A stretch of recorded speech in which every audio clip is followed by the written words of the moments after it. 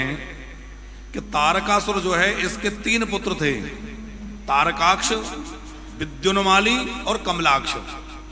जब इन तीनों ने देखा कि हमारे पिताजी को देवताओं ने, कार्तिकेय जी ने मार दिया, तो तीनों तपस्या करने के लिए सुमेरु पर्वत पर चले गए और 1000 वर्षों तक सुमेरु पर्वत पर तपस्या करते रहे। ब्रह्मा जी का ध्यान करते हुए 1000 वर्षों तक तपस्या करी। ब्रह्मा जी प्रसन्न हो गए। वरम ब्रूयात, वरदान मांगो। इन तीनों ने वरदान मांगा कि हम अमर हो जाएं।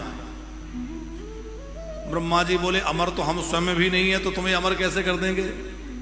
अरे जो जन्मा है मरना पड़ेगा, क्योंकि इस लोक का नाम ही मृत्यु लोक है, और जो यहां आया है उसको मरना ही पड़ेगा, मृत्यु से गुजरना पड़ेगा। तब जो है ब्रह्मा जी ने कहा और कोई वरदान मांगो। तो इन तीनों ने कहा कि आप हमें ऐसे 3 लोक प्रदान करिए जो किसी के भी द्वारा भेदे ना जा सकें, अभेद्य हों। पुराणी त्रीनि नो देहि निर्माल्यात् अद्भुतानि सर्व संपत्ति समृद्धि धान्य प्रद्यशाद्यवोकसान। ऐसे 3 लोक हों जो सर्व प्रकार की समृद्धि से भरे हों, जिसमें खूब वैभव हो और जो किसी के द्वारा भी जीते ना जा सके, अजय हों। ब्रह्मा जी ने कहा तथास्तु। शिव जी के द्वारा तुम्हारी मृत्यु होगी, भोले बाबा के द्वारा तुम मारे जाओगे, ये भी ब्रह्मा जी ने वही बतला दिया। बाद में मैं दानव से 3 पुरों का निर्माण ब्रह्मा जी ने करवाया। एक आकाश में स्थित है जो स्वर्ण का हुआ है, वहां तारकाक्ष ने अपनी राजधानी बनाई। दूसरा स्वर्ग में है रजत का, जिसमें कमलाक्ष ने अपनी राजधानी बनाई। और तीसरा पृथ्वी पर था लोहे का नगर, जिसमें वज्रमाली ने अपनी राजधानी बनाई। तीनों भाई रहने लगे। अब स्वर्ग पर, पृथ्वी पर, सब जगह इन्हीं का अधिकार, इन्हीं का राज्य हो गया। देवता फिर दुखी रहने लगे, देवताओं का राज्य फिर छिन गया। अच्छा, देवताओं में और असुरों में वैसे तो बहुत सारी बातें अलग हैं, पर एक विशेष बात जरा ध्यान देने की है कि देवता तपस्या नहीं करते और असुर तपस्या करते हैं। कभी आपने सुना है कि इंद्र तपस्या करने चले गए? देवता तपस्या कर रहे हैं। देवता तप नहीं करते।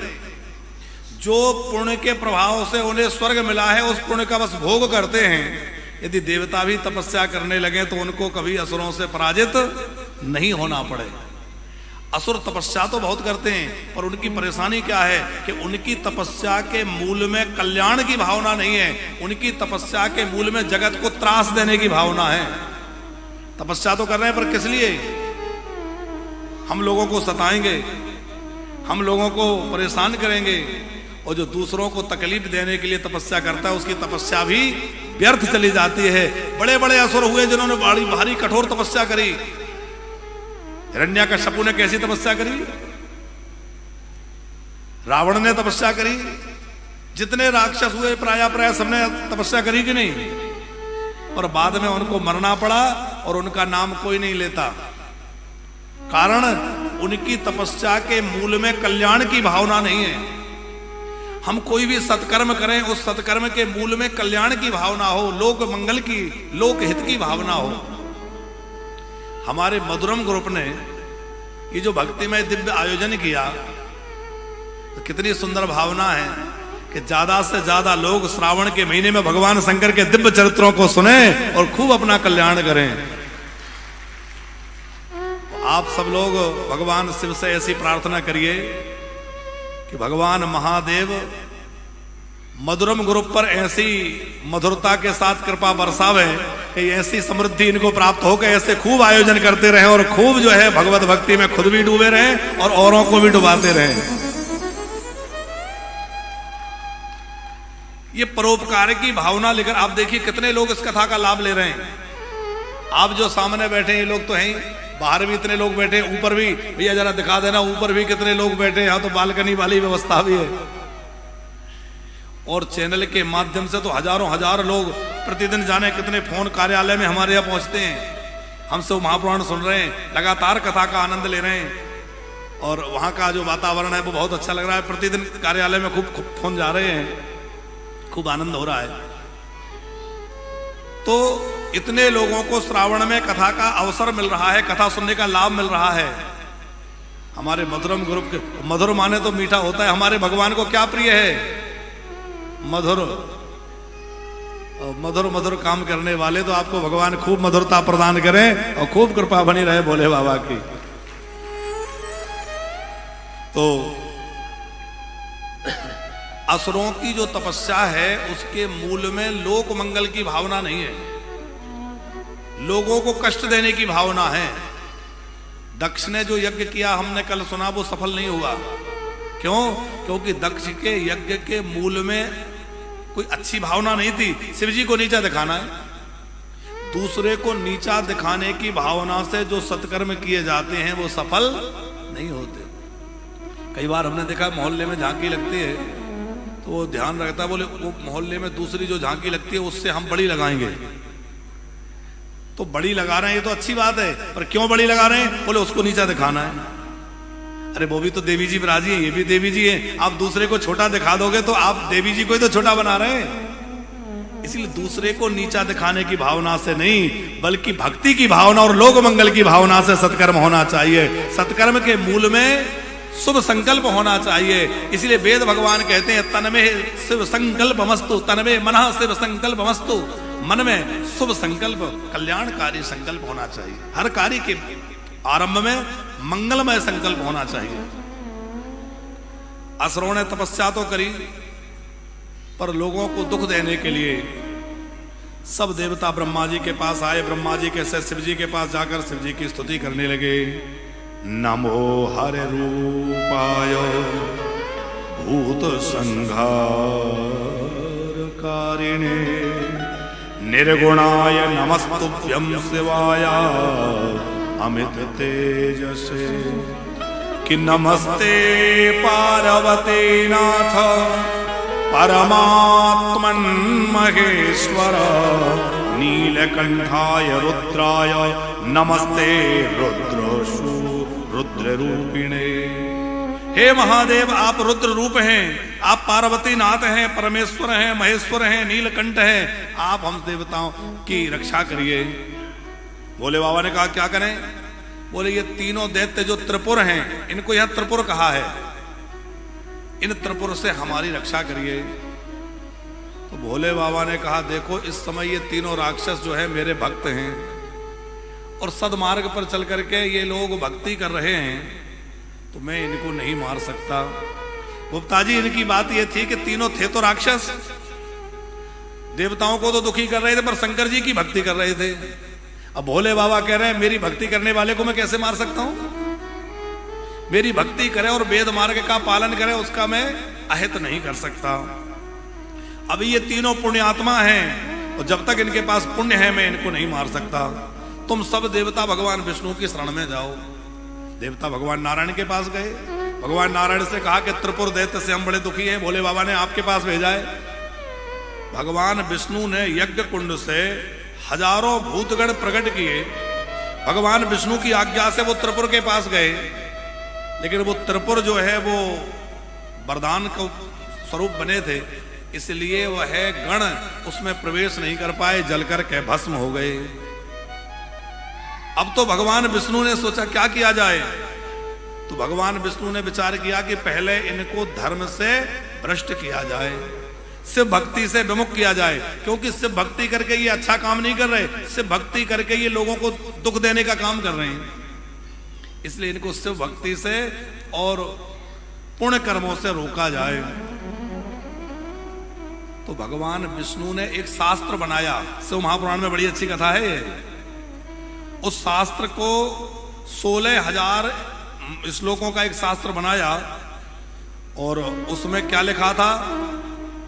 वर्णाश्रम धर्म बेकार है, ये कोई जाति पाति कुछ नहीं होती, ये नहाना धोना इससे कोई लेना देना नहीं है, ये मरे लोगों की पूजा नहीं करनी चाहिए, श्राद्ध तर्पण करने से कोई वेद विरुद्ध सारी बातें लिखी थी।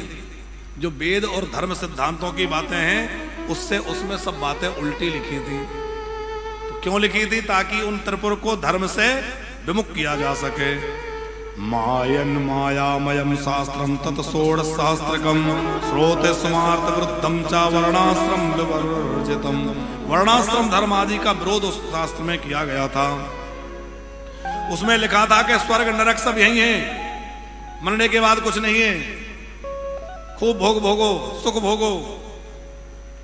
उसमें तामस धर्म की बातें लिखी हुई थी और कुछ अच्छी बातें भी जोड़ना पड़ेंगी, नहीं तो लोग उसको मानेंगे नहीं। तो अच्छी बातों के रूप में उसमें लिख दिया अहिंसा परमो धर्मः पापात्मा पर पीड़नम, केवल अहिंसा ही परम धर्म है। एक ये बात उसमें लिख दी, बाकी सब धर्मों का विरोध कर दिया। अब चूंकि उनको धर्म भ्रष्ट करना था, भगवान विष्णु ने एक मुंडी अपने द्वारा प्रकट किए। उनको यहां अरिहन नाम से पुकारा गया है। वह अरिहन नाम के मुंडी जो हैं वो शास्त्र को लेकर के त्रिपुर दैत्य के नगर में चले, और जब वो जाने लगे तो उनको नगर में प्रवेश नहीं मिला। बड़े प्रयास के बाद भी वो नगर में नहीं जा सके। तब उन्होंने भगवान का स्मरण किया तो भगवान ने नारद जी को भेजा, और नारद जी ने जाकर त्रिपुर से कहा कि अरे आप नहीं जानते, इस समय हमें तो इतने बढ़िया गुरुजी मिले हैं कि हमें वो गुरुजी मिल गए, जब से हमने सब छोड़ दिया बस वही गुरुजी की शरण।